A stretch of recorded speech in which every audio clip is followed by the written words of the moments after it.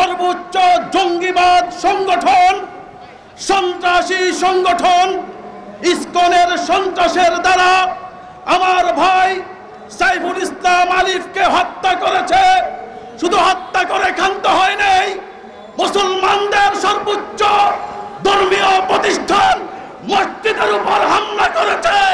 সেই হামলা করার পরে কোন মুসলমান ঘরে বসে থাকতে পারে না। স্পষ্ট ভাষায় বলতে চাই, অতীতের সকল ইতিহাসের মধ্যে বাংলাদেশে হিন্দু ভাইরা সর্বোচ্চ আরামে রয়েছে। ভয়েস অফ আমেরিকায় গতকালকে প্রতিবেদনে উল্লেখ করেছে বাংলাদেশের 70% মানুষ ভোট দিয়েছে। বর্তমান অবস্থায় সবচেয়ে নিরাপদে হিন্দু ভাইরা অবস্থান করছে। অতএব আওয়ামী সরকারকে বলতে চাই, তুমি মোদির কোলে বসে ইসকনকে দিয়ে যতই ষড়যন্ত্র করো, কোন ষড়যন্ত্রে কাজ হবে না।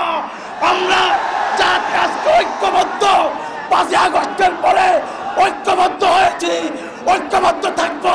তোমাদেরকে এই দেশে আর কোনোদিন আসতে দেওয়া হবে না, হবে না, হবে না।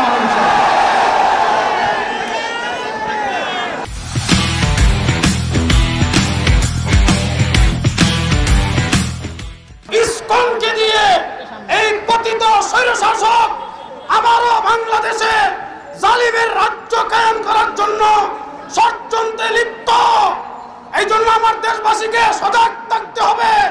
ইসকন মানে হাসিনা, ইসকন মানে আওয়ামী লীগ, ইসকন মানে জঙ্গি, ইসকন মানে খুনি। ইসকনকে আমার দেশ থেকে বিতাড়িত করার জন্য আমরা সজাগ এবং সতর্ক থাকবো। ইসকন যেখানে পাবো প্রতিরোধ করব। ইসকনকে সরকার অনতিবিলম্বে নিষিদ্ধ জঙ্গি সংগঠন হিসেবে ঘোষণা করতে হবে, করতে হবে।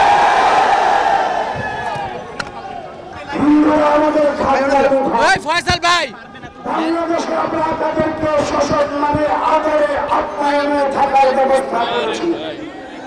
আমরা তাদের কোথাও কোনো পিঠে আঘাত করিনি, তাদের উপাসনায় আমরা কোনো ডিস্টার্ব করিনি, শান্তিমতে থাকার ব্যবস্থা করেছি।